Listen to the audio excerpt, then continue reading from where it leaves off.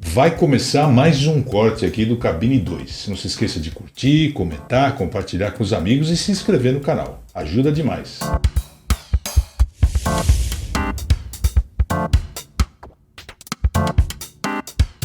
Aliás, eu tinha uma história que eu pensei aqui de contar da Rio+20, quando teve as reuniões paralelas da Rio+20, acho que em 2012, no Rio. 2012. E, nossa, teve muitas coisas interessantíssimas na sala que eu estava traduzindo. Tinha a cabine de espanhol-português e português-inglês. E teve assim, uma delegação chinesa que veio com aquelas fantasias fenomenais lá, usadas no Ano Novo Chinês. Teve um pessoal do Japão falando sobre como que eles tinham lidado com toda a destruição causada pelo tsunami que tinha tido no ano anterior, lá um tsunami enorme no Japão. E nesse caso, o pessoal levou a própria intérprete de japonês e inglês.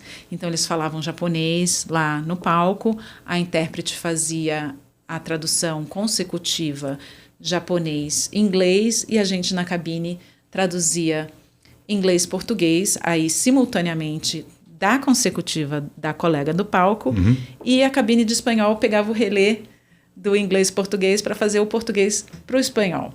Então, que legal, assim, né? Legal. Todo mundo se entende por culpa nossa. Parece culpa mágica, né? Mas a gente está lá suando dentro da cabine. E aí logo depois que esse pessoal do Japão saiu, entrou um pessoal da Federação Mundial da Paz e do Amor. Nem sabia que existia essa federação, né? Bem... depois eu fui procurar uma federação com sede na Califórnia, e chegou lá na cabine uma chinesa, oriental, não sei, foi falar com a gente em inglês, deu um discurso impresso em inglês e falou: olha, esse vai ser o discurso do nosso presidente, o presidente da Federação Mundial da Paz e do Amor. Esse discurso que ele vai fazer. Eu falei: beleza. De vez em quando a gente recebe, né, esses discursos impressos assim na cabine, porque a pessoa, quando está lendo um texto, ela lê na velocidade da luz e é dificílimo de acompanhar. É um texto mais enxuto, mais bem preparado, geralmente. Sem nenhuma repetição, sem nenhuma gordura. Ambiguidade, extremamente conciso, né? Então, e a pessoa, em geral, lê também muito rápido. Sim. Né? Uma velocidade que não é natural de fala. A gente faz tradução à primeira vista, como a gente diz, né? Isso. E é sempre um momento tenso. É tenso. Principalmente quando o orador resolve fazer comentários adicionais que não estão no papel. E você se perde. Ou pular trechos, né? Exato, também é um pesadelo. Enfim, mas como foi? Então eu já estava esperando isso daí com o discurso impresso, mas falei: que bom que pelo menos ele entregou o discurso impresso, porque muitas vezes nem isso, né? Eles leem tudo isso e a gente não tem a versão por escrito para acompanhar, e a gente tem que simplesmente fechar os olhos e vai. E vai. Com fé, segura na mão de Deus e vai. Mas nesse caso, ela entregou. Falei: que bom, beleza. Aí ela voltou para o palco, ela era a mestra de cerimônias, ela que ia abrir a reunião, e ela foi e falou com inglês lindo, nativo. Apesar dela ser oriental, ela tinha o inglês nativo, da Califórnia, ela era da Califórnia. E aí entrou o presidente para falar, então. Aí ele abre a boca para falar e começa a falar, e fala chinês, mandarim, ele começou a falar mandarim, e eu assim: cadê o intérprete consecutivo que vai fazer lá? Você esperando que ia ter tradução para inglês. Falei: vai fazer um intérprete, vai fazer a tradução no palco, e eu vou fazer depois a simultânea da consecutiva dele, como tinha acontecido com a delegação do Japão, no mesmo dia. Eu fiquei esperando, fiquei procurando o intérprete no palco. Nada do intérprete aparecer. E aí, a mestra de cerimônias que estava lá do lado foi para a cabine, olhou e falou assim: é o papel, vai no papel. Aí eu: what? Olhei pro meu colega, ele falou: vai. Vai traduzindo aí do texto. É isso aí. E aí eu já fiquei extremamente nervosa, porque eu já tinha perdido um minutinho ali no começo, que eu estava esperando o intérprete consecutivo começar a falar, para eu poder traduzir o que ele estivesse falando do inglês para o português. Eu não falo chinês. Não tenho chinês na minha combinação. Aí, bom, então falei: então tem que acelerar, porque ele já falou aqui pelo menos umas 10 linhas, sei lá quanto que ele já falou. E aí eu peguei e fui. Comecei. E aí eu olhava para o lado assim, e o meu colega falando, vai, tá bom. Ih, ele mudou a página, acelera. Só que a página que ele estava lendo lá estava escrita em Era outra. mandarim, e eu lendo em inglês aqui, então assim, não tinha muito... Então, para quem nunca se viu numa situação dessa, o mais difícil é você saber que ponto que o orador está. Se você está fazendo simultâneo, por mais difícil que seja, por pior que seja o sotaque, a velocidade, tudo, você sabe onde o cara está. Você está acompanhando o que ele está falando. Exato. Agora, eu já vi isso acontecer com árabe, com russo. E aí a dificuldade é essa. Você está traduzindo do papel, mas você não sabe se está na velocidade do cara. Eu já vi colega, por exemplo, acabar antes do cara. Que acho que foi o que aconteceu com você. Poxa, Ulisses, poxa. Tira o teu brilho, desculpa. Então, deixa eu continuar. Aí eu comecei a fazer e ele foi tentando me dar um ritmo ali, né? O colega que não estava traduzindo, estava só tentando olhar o palco, ver as dicas ali de velocidade, não sei o quê, para falar se eu acelerava ou se eu freava. E ele foi me dando assim e eu fui indo. E isso a cabine de espanhol pendurada no inglês, né?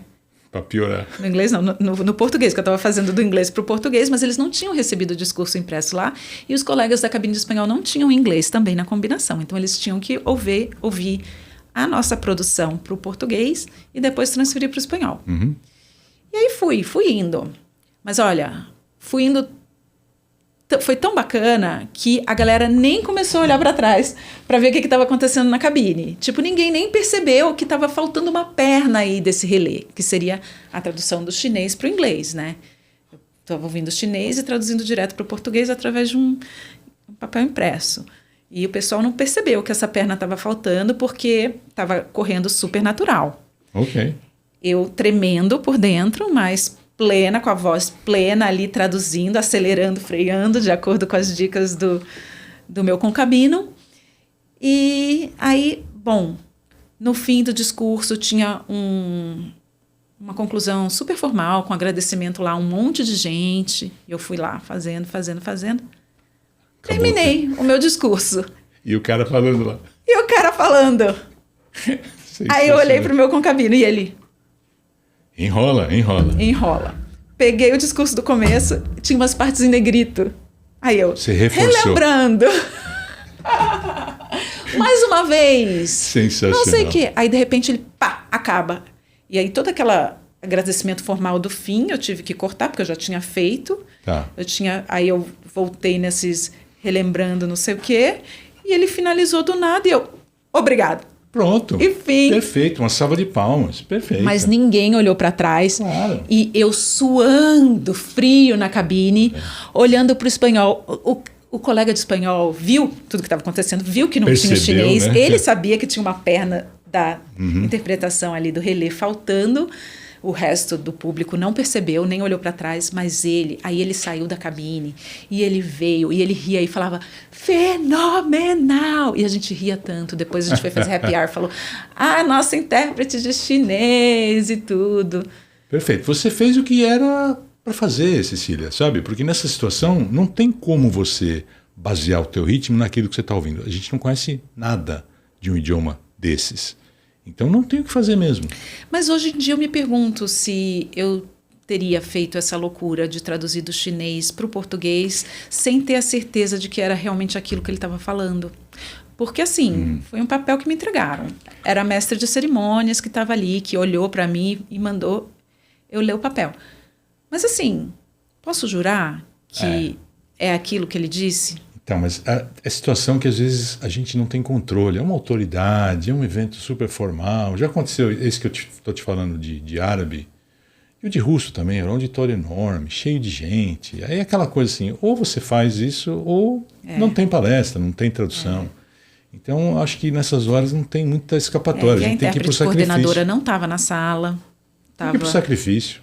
Paciência. Eu falei, fiz também o que o meu instinto mandou ali na hora, né? Exato. E acho que a gente tem que ter maturidade suficiente para, se vier a receber crítica, saber falar, queridão, eu fiz aqui o máximo, eu fiz o que era possível para aquela situação.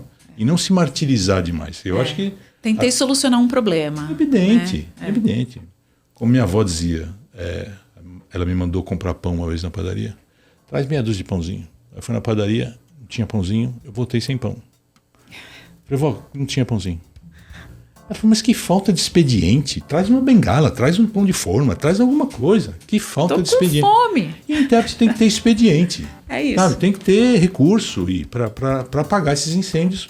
Porque, de novo, é uma autoridade, é um evento super formal. Não tem muito o que fazer. Vai falar, não vou traduzir? É. Essa sessão vai ficar sem tradução? É. Com um público brasileiro enorme lá esperando